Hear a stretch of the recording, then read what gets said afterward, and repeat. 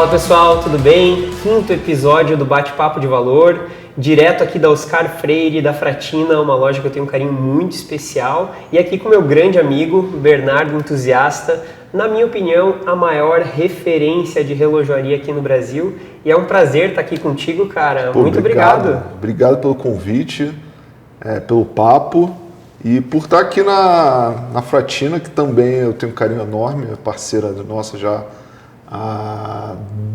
Estamos indo para o terceiro ano. Olha só.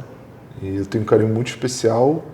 A gente está sempre fazendo conteúdo das marcas que tem aqui, e tanto aqui quanto no Iguatemi, né, que tem a outra loja lá. Eu, inclusive, conheci a Fratina por ser o intermédio. Que bom, né? Sinal que fique registrado. Sinal que o trabalho está sendo bem feito. Exatamente. Mas, cara, tem uma crescente muito grande de relojoaria no Brasil. E o que me chamou a atenção é que eu comecei a fazer algumas publicações, stories, com os relógios que eu tenho. Pô, eu gosto muito, tenho um carinho muito especial, embora não tenha tanto conhecimento. E eu vi, cara, que toda vez que tinha alguma publicação de relógio, tinha muito comentário, pessoal, pô, curtindo, comentando. E eu queria ouvir um pouco de ti a percepção, né? Porque você está fazendo esse trabalho há bastante tempo, mas minha sensação, tá? De quem não está acompanhando o setor tão de perto, é que está crescendo muito essa percepção de valor, esse gosto por relógios. Sim, tá. A gente... Na verdade, não faz tanto tempo assim que a gente começou, né? Tem 3 anos só, e eu acho que para um trabalho mesmo, 3 anos é um bebê. Sim. Acho que a gente tem muita coisa aí para desbravar, muito conteúdo para trazer, e relógio é um assunto muito curioso. Porque você imagina um objeto tão pequeno que participa da história da humanidade desde que foi concebido, basicamente. E de uns tempos para cá o conteúdo vem aumentando, a quantidade de pessoas falando vem aumentando, e acredito que o interesse também. Então a gente começou em 2023. Hoje eu estava rodando uma pesquisa que a gente está montando um talk, né? E eu estava pesquisando sobre aquela pergunta que você me fez de manhã do interesse, não necessariamente da venda, mas acho que uma coisa meio que está alinhada à outra, de relojoaria especificamente no Brasil. Então, desde 2023 para cá, acho que, se eu não me engano, tinham mais de 40 novos canais sobre relógio. Então, o conteúdo de relojoaria no Brasil começa com o Leandro Amorim, que é o GMT-3, que ele começou acho que em 2015, 2016. E a gente entrou porque acreditava que tinha espaço para fazer do jeito diferente, do nosso jeito. Muito voltado para a alta relojoaria e relógios que... Óbvio que a gente fala um pouquinho de relógios mais acessíveis, como é que você compra o primeiro relógio, como é que você vai desenvolvendo a coleção, mas o que nos encanta, eu e Bruno, que você conheceu, é a altíssima relojoaria, né? São os independentes, são as marcas que ninguém conhece, é o relojoeiro que está ali fazendo o relógio, a equipe dele é minúscula, ele faz, sei lá, 100, 150 relógios por ano, que é completo oposto das grandes casas que fazem mais de 1 milhão de relógios por ano. Então em botar em perspectiva o que é o independente. E esse ponto que você traz é bem interessante, porque pô, aqui no Bate-Papo de Valor a gente sempre tenta olhar essa questão de setor, de mercado, de crescimento, e talvez a Fratina aqui em um bate-papo, depois ali a gente vai conseguir ter essa percepção, né, em nível de quantidade, faturamento, enfim, aumento de procura. Mas esse ponto, cara, especificamente das grandes marcas, né? Sim. Porque se tinha uma fila de espera muito grande, essa fila teve uma tendência que foi reduzindo. Foi reduzindo. E o acesso ficou um pouco mais facilitado. Rolex, IWC, não sei quais marcas, mas você tem essa percepção de que não está tão distante essa aquisição. A gente teve um problema, né, que foi a pandemia em 2020, que as fábricas meio que entraram em vamos botar um grande recesso e as marcas não conseguiam produzir a quantidade que eles produziam antes. Quando teve o fenômeno que aconteceu com alguns mercados, tipo Porsche, da pessoa querer tirar o dinheiro do banco e viver, teve um problema de oferta e demanda. Então, de 20 a 23, o problema de oferta e demanda existiu porque não conseguia fazer a quantidade de relógio que o mercado precisava. Então, a fila basicamente é não ter a peça ali. Então, você entra assim, eu sempre vou priorizar os meus clientes existentes. Óbvio que a gente quer atender novos clientes, só que às vezes você tem que priorizar o teu cliente, o que é normal em qualquer mercado. Mas de 23 para cá, sim, tem normalizado, a disponibilidade tem sido mais rápida, só que tem alguns modelos que ainda existe essa restrição. Essa restrição não, né? Essa demora. Essa demora. E, como você falou, a IWC produz edições limitadas, coisa que uma Rolex não faz. Então, tem alguns modelos que vão esgotar, por exemplo. E Cartier, idem.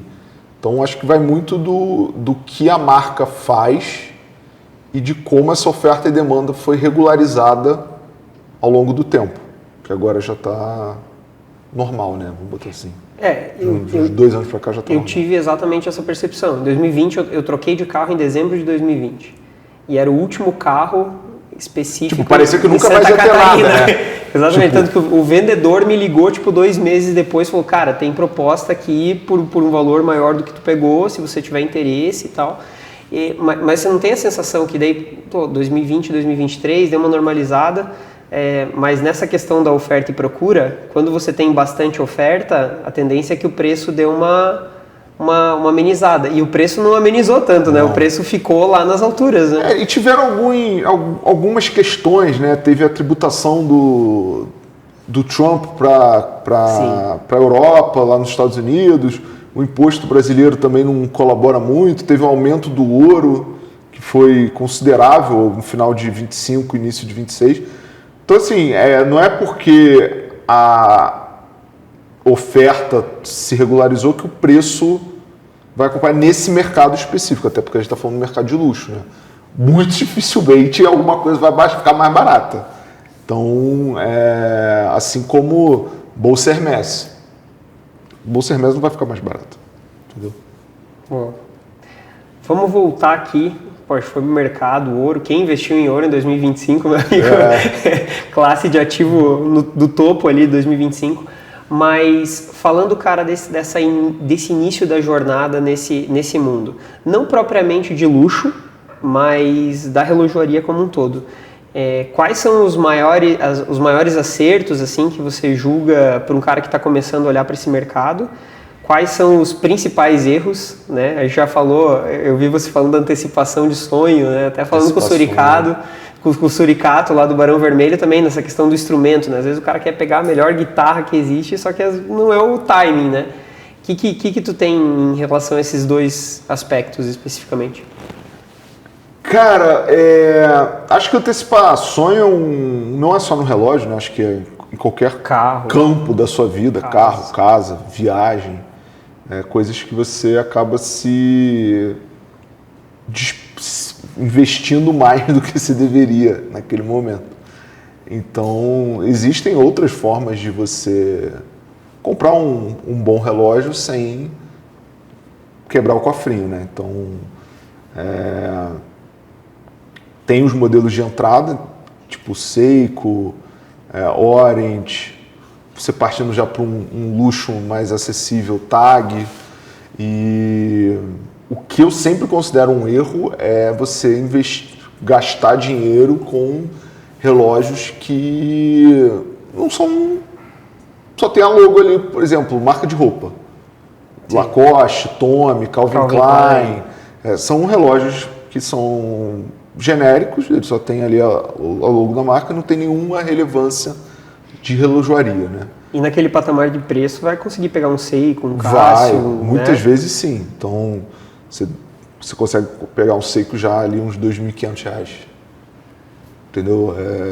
E agora tem tido um fenômeno de microbranding, né, que são marcas pequenas que se apoiam na indústria muito chinesa para construir relógios que têm identidade, que têm personalidade, só que são mais baratos. Então você consegue entrar você acaba comprando a visão do criador. Então, O aspecto. um exemplo é a Baltic, né? A Baltic é uma marca francesa que começou muito com o movimento chinês e eles recebiam os relógios na França, regulavam e montavam e distribuíam. Tudo deles, eles não têm um intermediador, é direto B2C. Então você acaba comprando a visão do Etienne, que é o fundador, muito baseado nos arquivos do pai dele, dos relógios que o pai dele tinha. Então ele cria relógios baseado numa história pessoal dele, de relógio que o pai dele tinha, com uma pegada muito vintage. Então você consegue comprar um relógio, entre muitas aspas, vintage, sem ter que, o que é a parte mais legal, né, garimpar e tal, mas você compra um relógio que você sabe que não vai dar defeito ali nos próximos 5, 10 anos. E a indústria chinesa se fortaleceu muito, assim como carro chinês que... Muito, né? Caramba, muito. Impressionante. Então, eu vi que a Jeep caiu o preço assim, brutalmente porque, cara, tem que competir com o chinês. E no final quem sai ganhando é o consumidor, né? E hoje a Baltic já está fazendo relógios muito mais elaborados, com um maquinário com calibre suíço, mas começou a partir de uma possibilidade de fazer um relógio pessoal, vamos dizer assim. Tem identidade, Tem a identidade ideia. por causa da China. Sim. Então, só que tem alguns que são muito ruins. Algumas marcas são, cara, você vê que não tem o carinho por trás. Então, eu acho que quando você começa a se interessar por relógio, você tem que dar uma mínima pesquisada.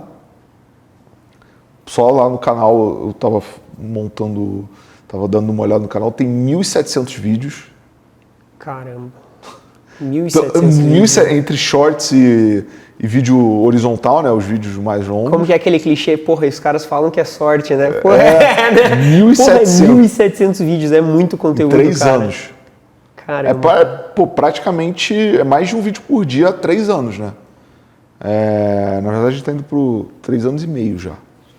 Então, você tem muito conteúdo para você ver o que pode não fazer tanto sentido você comprar um Tommy. Às vezes você gasta um pouquinho a mais, ou até a mesma coisa, compra um Seiko, compra um Orient Star, que é de uma construção melhor.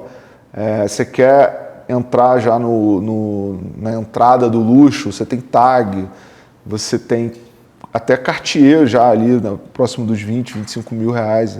Óbvio que é uma soma considerável de dinheiro, mas para o relógio é igual o carro, né? Você tem carro de 100 mil, você tem carro de 5 milhões. Então, acho que o mais importante é você saber o que você está comprando. Mas esse ponto que você trouxe da Baltic ali, é um negócio que no carro pega muito, né? Que o cara vai pegar e ver, assim, tem vários aspectos legais de um relógio de alto nível que você encontra num preço muito acessível, né? A gente está vendo carro chinês entregando uma tecnologia absurda com preço, às vezes, a metade do que... E eu acho que que foi um problema que a pandemia trouxe, que relógio é investimento, relógio não é investimento. Então, algumas poucas peças se valorizam, sim, mas como investimento, só se for o seu trabalho, né? Mas eu acho que esse é um grande erro também. Aí entra a história de antecipar sonho, né? O cara vai lá, compra um relógio mais caro, parcelado, precisa de liquidez, vende antes, perde o valor do relógio, aí pro cara que está comprando vira um investimento, né? Exato, porque comprou barato. O cara compra barato, você vende ganha na compra, e né? ganha na margem, né? Isso aí pode acontecer, mas já vamos chegar nesse ponto também. Uma coisa que eu queria falar contigo agora, especificamente voltando para investimento, que você falou ali, do investimento e tal, mas, cara, é impressionante o quanto aumentou o número de perfis negociando relógios. Né? E, cara, pra mim é muito estranho, porque assim, eu não imagino negociar o relógio que eu comprei pro meu casamento, né? Tipo, sempre, e isso é pessoal, né? Eu correlaciono a aquisição de um relógio com um momento ou com uma experiência, né? O que tu acha disso, cara? Porque você também, nesse teu meio, eu sei que você tem o clube lá, tem uma galera muito legal que faz parte do clube. Você faz essa intermediação? Não. Não? Não. O que a gente faz é conectar os membros ao o relógio que ele quer. A boutique, basicamente. Então a gente faz quase que um concierge de relógio para os membros do top tier, por exemplo. Só que, de fato, de uns tempos para cá, teve essa inundação de perfis vendendo relógio. O que cara, é complexo, porque tem gente fazendo um trabalho sério, tem gente que não faz o trabalho sério. E a minha experiência com um pode ser diferente da sua. Quando a gente tem uma loja para ir, cara, a gente tem onde recorrer. Eu sei que a Fratina, por exemplo, eu sei onde ela está, eu sei quem são os donos, eu sei que ela é representante da Rolex, da Cartier, da EWC, da Breitling, da TAG. Ela tem a chancela para poder vender essas marcas. Então, se eu tiver algum problema, eu tenho onde ir. Quando você tem um revendedor que compra e vende, às vezes ele pode sumir. Ele pode deixar de fazer aquilo. Então, eu vejo que essa inundação vem de uma possibilidade de comprar e vender relógio de uma forma rápida. E tem alguns que, como é um hobby que chega um momento que você tem 40 relógios, você fala, cara, sim, olha quanto dinheiro tem aqui que eu uso 5. E aí você precisa mexer esse relógio, isso acontece. Só que eu vejo com um pouco de preocupação, porque muitos desses relógios, às vezes, você não tem nota, você não tem certificado, então você tem que garantir que você conhece a procedência, que você sabe de onde está vindo, que tem nota fiscal, que não é um relógio falso, que às vezes até o próprio vendedor é enganado. Então tem que ter um pouco de cautela sobre com quem você está comprando relógio. Porque toda vez que o mercado cresce, a falsificação cresce junto. Porque, né? tipo, carro, porra, tu não vai falsificar um carro. Mas você sabe quais são os problemas que podem acontecer e você consegue evitar mais. Você pode fazer um pré-compra, você pode levar um carro numa oficina de confiança. O relógio ele é um pouco mais complexo, porque além de ter menos profissionais, oficina de carro tem um monte. Oficina de relógio você tem muito menos oficina de relógio. Então tem uma peculiaridade que é específica do relógio, que é como eu sei que aquele relógio é o que é, entendeu? Que é igual o carro, só que o carro não tem o carro inteiro falso, entendeu? É mais ou menos esse o paralelo que eu gosto de fazer. Boa, cara. E falando ali, a gente comentou, essa curadoria, tu consegue dar hoje para os membros do clube? Isso faz parte do... Pô, peguei esse relógio aqui, cara, dá uma olhada, o que você me diz? Não, a gente faz mais sobre o que é o certo, ao nosso ponto de vista, para a coleção, para o momento da pessoa. Então, e dependendo do que o cara trabalha, o que o cliente trabalha. Às vezes o cara trabalha na rua todo dia, ele precisa de um relógio mais discreto, não vai sair com um Rolex se ele anda muito na rua, não tem porque você comprar um Rolex pro dia a dia, você pode ter um Rolex para outra coisa, mas é o momento de ter um Rolex para outra coisa. Quanto que ele quer investir, onde que ele vai comprar, às vezes ele quer comprar em viagem, como que a gente auxilia ele a comprar no lugar certo, ou ele quer comprar numa boutique, quer começar um relacionamento numa boutique, qual o relógio que ele come... Tem várias peculiaridades que a gente faz a curadoria de pessoa a pessoa. Pô, sensacional, cara. E as experiências de viagem também, né? Que eu vi que vocês estavam na Suíça, visitando... Vamos de novo em setembro, não sei quando esse vídeo vai ao ar, mas a gente sempre vai abrir setembro e em outubro a gente vai para Nova York. Pô, sensacional. Aí todo ano Essa daí a gente leva a galera lá, visita a fábrica, tem um acesso com as marcas muito legal, as marcas trazem um carinho especial para quem está com a gente. Então é muito divertido e também é uma viagem que traz um conhecimento, né? Traz conexões, relações que às vezes você viajando sozinho você não vai ter.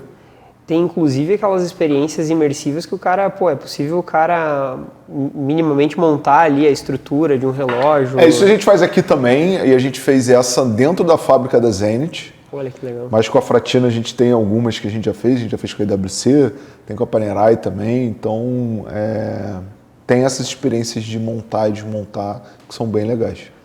Então aqui, cara, a gente está quase chegando no final do nosso bate-papo. Você sabe, sou do mercado financeiro, a gente está num país que tem um juro historicamente muito alto, mas que atualmente está num patamar extremamente alto, né? A gente está com 14% de juro, então isso quer dizer que se eu deixo meu dinheiro parado em algo muito simples no banco ou sem numa corretora, nenhum. Sem risco nenhum, com liquidez, eu ganho 14%. Só que o que mais chama atenção é que ainda assim o mercado de luxo cresce. O assunto relógio tá alto. Qual que é a tua percepção em relação a isso, cara? Porque, como eu falei anteriormente, relógio não é investimento. Você tem que comprar porque você gosta. Então, eu vejo que os apaixonados por relógio, eles tentam comprar os relógios que eles querem e não o que vai chamar a atenção, vai valorizar. E o mercado de luxo no Brasil, ele cresce exponencialmente ano a ano, porque as pessoas vão descobrindo, né? A gente não é um país que tem isso há muitos e muitos anos, como um exemplo bom de dar é tipo vinho. Vinho você tem na Europa há 1.500 anos, sei lá. Que uma coisa que aqui no Brasil não tem 100. Então, a gente vai aprendendo, a gente vai desenvolvendo, o gosto do brasileiro vai melhorando, o paladar não retrocede, né? E eu vejo que não tem por que você falar que vai comprar um relógio. Você pode dar a desculpa que é investimento, mas no final a gente sabe que você compra o que você quer, o que você gosta, para te agradar e não para agradar o outro. E agora, cara, você tocou num ponto especificamente que eu acho muito legal falar, que assim, eu sou do Sul, sou de Santa Catarina. Santa Catarina e Rio Grande do Sul já começam a trabalhar essa parte de vinho um pouco melhor, tem bons espumantes, né, boas vinícolas, vinícolas premiadas. E, cara, quando a gente olha para a relojoaria no Brasil, tu acha que tem margem para crescimento? Muita margem. Tem a Acto aqui que dá para citar, que eu conheço, conheço a Acto só. Tem a Statera, tem a Terra Nova, tem a RU, tem algumas marcas, tem uma Curso, tem uma que se chama Curso, tem algumas marcas que estão crescendo, estão aparecendo, mas quem faz o trabalho, na minha opinião, mais bonito e que mais valoriza o produto e o consumidor é a Statera. Acho que a Statera ela é um ponto fora da curva, mas o Brasil ainda tem muito espaço, muito. Pô, muito legal. Vou pesquisar agora a respeito. Pesquisa. É lá do Paraná. Paraná? Porra, tá pertinho. Então vou Maringá. Vou ter que visitar. Vai ter que visitar. Pode fazer um papo de valor lá com o Rafa. Uma boa ideia, cara. Vou falar com ele. Vai ser um gancho aí. Então, cara, estamos chegando ao final. Daria para ficar conversando aqui sobre inúmeros assuntos correlacionados. Mas, cara, para fechar, último recado para quem está assistindo o Bate-Papo de Valor, para quem está conhecendo o Bernardo agora, para quem quer entrar nesse mundo. E vamos fechar aqui mais um episódio. Bom, @Bernardo Entusiasta nas redes sociais, tanto no YouTube quanto no Instagram. Lá, principalmente no YouTube, tem muito conteúdo de aprendizado, história. A gente faz escolhas também, que a gente apresenta vários relógios diferentes. E o mais importante, acho que é comprar o que você gosta para você, não para o outro. Independente de valor. Independente de valor. Boa, pessoal. A gente está chegando ao final de mais um episódio muito especial. Espero que vocês gostem. Sigam o Bernardo, é espetacular, cara. É muito engraçado, é divertido e é educativo. Então vale muito a pena. E a gente se encontra no próximo episódio do Bate-Papo de Valor. Valeu, até mais!